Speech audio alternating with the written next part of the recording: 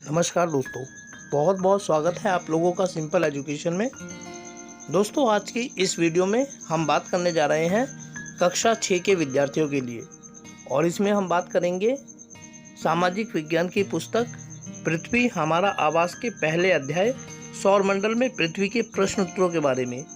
दोस्तों, इस अध्याय पर मैंने 2 वीडियो बनाई थी जिसमें हमने इस अध्याय की चर्चा की थी। वीडियो काफ़ी पहले बनाई गई थी, इसीलिए आपके लिए उन्हें ढूंढना बड़ा मुश्किल होगा। यदि आप उन वीडियो को देखना चाहते हैं तो उन वीडियो को ढूंढने के लिए आपको किसी भी तरह की मशक्क़त ना करनी पड़े, इसलिए उन दोनों वीडियो का लिंक मैं इस वीडियो के डिस्क्रिप्शन बॉक्स में डाल दूँगा, और आप चाहें तो डिस्क्रिप्शन बॉक्स में जाकर उन दोनों वीडियो को पढ़ सकते हैं। फ़िलहाल आज की इस वीडियो में हम बात करने जा रहे हैं सौरमंडल में पृथ्वी नामक अध्याय के प्रश्न उत्तरों के बारे में। एक एक करके हम उन सवालों को देखेंगे जो इस अध्याय में दिए गए हैं, और उनके जवाब क्या हैं ये हम जानेंगे। तो चलिए बिना वक्त जाए किए हुए हम लोग आगे बढ़ते हैं और देखते हैं पृथ्वी हमारा आवास के पहले अध्याय सौरमंडल में पृथ्वी के प्रश्न उत्तर। दोस्तों, सवाल नंबर 1 है, निम्नलिखित प्रश्नों के उत्तर संक्षेप में दीजिए। और इसमें पहला सवाल है कि ग्रह और तारे में क्या अंतर है। इसके जवाब को हम इस तरीके से लिख सकते हैं। पहले हम ग्रह के बारे में बात करेंगे। ग्रह उन आकाशीय पिंडों को कहा जाता है जिनके पास अपना प्रकाश तथा ऊष्मा नहीं होते, बल्कि ये सूर्य से अपना प्रकाश तथा ऊष्मा प्राप्त करते हैं। दोस्तों, यदि स्पष्टीकरण की बात करें तो ग्रह उन आकाशीय पिंडों को कहा जाता है जिनके पास अपनी ना तो रोशनी होती है और ना ही गर्मी होती है, बल्कि ये सूर्य से रोशनी और गर्मी प्राप्त करते हैं। इसीलिए हम देखते हैं कि ग्रह जो होते हैं वो दिन के समय उजाले से भरपूर होते हैं, क्योंकि सूरज का ताप और ऊष्मा उनको मिलता रहता है, जबकि रात के समय इन्हें कृत्रिम माध्यमों से ऊष्मा और रोशनी प्राप्त करनी पड़ती है, जैसे पृथ्वी पर बिजली। आगे है तारा। तारा उन आकाशीय पिंडों को कहा जाता है जिनके पास अपना स्वयं का प्रकाश तथा ऊष्मा होते हैं। अर्थात तारा यानी स्टार्स उन आकाशीय पिंडों को कहा जाता है जिनके पास अपना ऊष्मा और प्रकाश होता है, जैसे सूर्य एक तारा है, जबकि पृथ्वी एक ग्रह है। अगला सवाल है, सौरमंडल से आप क्या समझते हैं। इसके जवाब को हम इस तरीके से लिख सकते हैं कि सौरमंडल का अर्थ है सूर्य का परिवार। सूर्य, 8 ग्रह, उपग्रह तथा कुछ अन्य खगोलीय पिंड जैसे क्षुद्र ग्रह, उल्का पिंड आदि मिलकर सौरमंडल का निर्माण करते हैं और सौर परिवार कहलाते हैं। दोस्तों, अगला सवाल है, सूर्य से दूरी के अनुसार सभी ग्रह को नाम लिखिए। और इसके जवाब को हम इस तरीके से लिख सकते हैं कि हमारे सौरमंडल में 8 ग्रह हैं। सूर्य से दूरी के क्रम में उनके नाम इस प्रकार हैं: बुध, शुक्र, पृथ्वी, मंगल, बृहस्पति, शनि, यूरेनस एवं नेपच्यून। तो ये सूरज से दूरी के क्रम में हमारे सौरमंडल के 8 ग्रह हैं: बुध, शुक्र, पृथ्वी, मंगल, बृहस्पति, शनि, यूरेनस और नेपच्यून। इनको अरुण और वरुण भी कहते हैं, यूरेनस और नेपच्यून को। अगला सवाल है, पृथ्वी को अद्भुत ग्रह क्यों कहा जाता है। इसके जवाब को हम इस तरीके से लिख सकते हैं कि हमारी पृथ्वी सूर्य से दूरी के क्रम में तीसरा ग्रह है। यह ना तो सूर्य के अत्यधिक नज़दीक है और ना ही दूर। इसी कारण यह ना तो अत्यधिक गर्म है और ना ही अत्यधिक ठंडा। साथ ही यहाँ पौधों तथा जल की उपलब्धता ने जीवन को संभव बनाया है। ये विशेषताएं केवल पृथ्वी पर उपलब्ध हैं। यही कारण है कि पृथ्वी को एक अनोखा या अद्भुत ग्रह माना जाता है। दोस्तों, स्पष्टीकरण की बात करें तो हम कह सकते हैं कि एकमात्र पृथ्वी ही 8 ग्रहों में ऐसा ग्रह है जो सूर्य से ना तो ज़्यादा नज़दीक है और ना ही दूर। जो ग्रह सूरज के ज़्यादा नज़दीक हैं वो गर्म है, जबकि जो ज़्यादा दूर हैं वो अत्यधिक ठंडे हैं।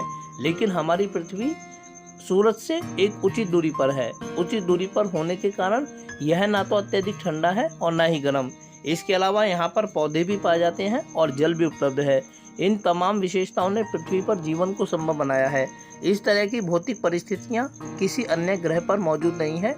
इसी वजह से एकमात्र पृथ्वी पर जीवन संभव है और इसी कारण पृथ्वी को एक अनोखा ग्रह कहा जाता है।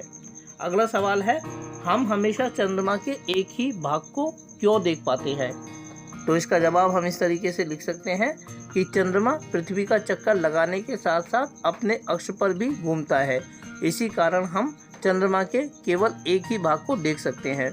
दोस्तों, अगर स्पष्टीकरण की बात करें तो हम ये कह सकते हैं कि हमारा चंद्रमा जो है वो पृथ्वी का एक उपग्रह है और चंद्रमा पृथ्वी का एक ग्रह लगभग 27 दिन में पूरा करता है और इतने ही समय में वो अपनी धुरी पर भी एक चक्कर पूरा करता है।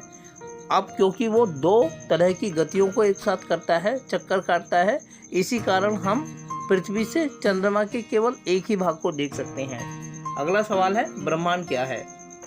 इसके जवाब को हम इस तरीके से लिख सकते हैं कि ब्रह्मांड वह संरचना है जिसका निर्माण लाखों आकाश गंगाएं मिलकर करती हैं। दोस्तों, जो आकाश गंगा होती है वो करोड़ों तारों का समूह होता है और ये करोड़ों लाखों आकाश गंगाएं मिलकर ब्रह्मांड का निर्माण करती हैं।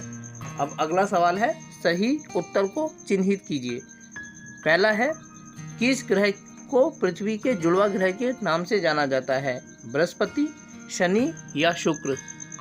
दोस्तों, इसमें शुक्र ग्रह ऐसा है जो पृथ्वी का जुड़वा ग्रह माना जाता है। यह आकार में सूर्य पृथ्वी के समान है और पृथ्वी के सबसे नज़दीक पड़ता है। अगला सवाल है, सूर्य से तीसरा सबसे नज़दीक ग्रह कौन सा है? शुक्र, पृथ्वी या बुध? तो इसका जवाब है खा, पृथ्वी। हमारी पृथ्वी सूर्य से दूरी के क्रम में तीसरा ग्रह है, बुध, शुक्र, पृथ्वी। तो अगला सवाल है, सभी ग्रह सूर्य के चारों ओर किस प्रकार के पथ पर चक्कर लगाते हैं? वृत्तीय पथ पर, आयताकार पथ पर या दीर्घ वृत्ताकार पथ पर? तो इसका जवाब है ग, दीर्घ वृत्ताकार पथ पर। दोस्तों, हमारे सौरमंडल के जो 8 ग्रह हैं सभी सूर्य की परिक्रमा करते हैं और चारों ओर सूर्य के चक्कर लगाते हैं, लेकिन चक्कर लगाने के बावजूद भी वो कभी आपस में टकराते नहीं हैं। उनके टकराने का एक कारण, ना टकराने का कारण ये है कि वो सभी अपने अपने रास्ते पर सूर्य की परिक्रमा करते हैं और जिस रास्ते पर वो सूर्य की परिक्रमा करते हैं वो एक दीर्घ वृत्ताकार है, अर्थात एक गोलाकार रास्ता है, बहुत बड़े आकार का। अगला सवाल है, ध्रुव तारे से किस दिशा का ज्ञान प्राप्त होता है? दक्षिण दिशा का, उत्तर दिशा का या पूर्व दिशा का? तो दोस्तों, ध्रुव तारे से उत्तर दिशा का पता चलता है। जब वैज्ञानिक युग की शुरुआत नहीं हुई थी और आधुनिक वैज्ञानिक उपकरणों का इस्तेमाल नहीं हुआ था, लोग समुद्री यात्राओं पर जाते थे तो अक्सर दिशाओं की जानकारी वो ध्रुव तारे के आधार पर ही करते थे, क्योंकि यह हमेशा सिर्फ उत्तर दिशा में दिखाई देता है, अपनी स्थिति नहीं बदलता। अगला सवाल है, क्षुद्र ग्रह किन ग्रहों की कक्षाओं के बीच पाए जाते हैं? शनि एवं बृहस्पति, मंगल एवं बृहस्पति, पृथ्वी एवं मंगल? और इसका जो जवाब है वो है मंगल एवं बृहस्पति। दोस्तों, जो क्षुद्र ग्रह होते हैं वो ग्रहों का ही एक भाग थे जो विस्फोट के कारण टूटकर अलग हो गए थे। इस तरीके के जो क्षुद्र ग्रह हैं वो मंगल एवं बृहस्पति ग्रहों की कक्षाओं के बीच पाए जाते हैं। अगला जो सवाल है वो तीसरा सवाल है जिसमें हमें खाली स्थान भरने हैं और इसमें जो लाल रंग से आप देख सकते हैं वो आंसर है, जबकि नीले रंग पेन से जो लिखा गया है वो बाकी का सवाल है। तो पहला जो सवाल है वो है, तारों का समूह जो विभिन्न प्रतिरूपों का निर्माण करता है नक्षत्र मंडल कहलाता है। इसमें तारे और नक्षत्र मंडल खाली स्थान में भरे गए हैं, तो ये सवाल के जवाब हैं। अगला सवाल है, तारों की एक बहुत बड़ी प्रणाली को डैश कहा जाता है? तो तारों की बहुत बड़ी प्रणाली को आकाश गंगा कहा जाता है। अगला सवाल है, डैश पृथ्वी के सबसे करीब है? इसमें शुक्र ग्रह पृथ्वी के सबसे नज़दीक है। अगला सवाल है, डैश सूर्य से तीसरा सबसे नज़दीक ग्रह है? तो इसमें पृथ्वी है जो सूर्य से सबसे नज़दीक ग्रह है।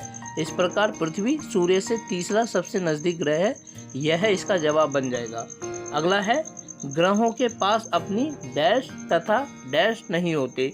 तो ऊष्मा तथा प्रकाश इसमें हम भरेंगे और वाक्य बनेगा, ग्रहों के पास अपनी ऊष्मा तथा प्रकाश नहीं होती। तो प्यारे बच्चों, आज की इस वीडियो में हम लोगों ने बात की कक्षा 6 की पाठ्य पुस्तक सामाजिक विज्ञान की हमारे अतीत के पहले अध्याय सौरमंडल में पृथ्वी के प्रश्न उत्तरों के बारे में। आप इन प्रश्न उत्तरों को अपनी कॉपी में भी नोट कर सकते हैं या इनको डाउनलोड करके आप इनका अध्ययन कर सकते हैं। और यदि आप इस अध्याय की वीडियो को देखना चाहते हैं तो डिस्क्रिप्शन बॉक्स में जाइए और दोनों वीडियो जो इस अध्याय पर पहले बनाई गई थी उनका लाभ उठाइए। फिलहाल आप लोगों से मैं विदा लेना चाहूँगा, लेकिन विदा लेने से पहले आप लोगों से मैं अनुरोध करना चाहूँगा कि आप इस वीडियो को शुरू से लेकर अंत तक देखें, और यदि वीडियो अच्छी लगी तो वीडियो को लाइक एवं चैनल को सब्सक्राइब जरूर करें। इसके अलावा आगे आने वाले अन्य दिनों में अन्य वीडियोस को देखने के लिए जुड़े रहें मेरे साथ मेरे इस यूट्यूब चैनल पर, जिसका नाम है सिंपल एजुकेशन। फिलहाल आप लोगों से विदा लेना चाहूँगा। वीडियो को देखने के लिए आपका बहुत बहुत धन्यवाद।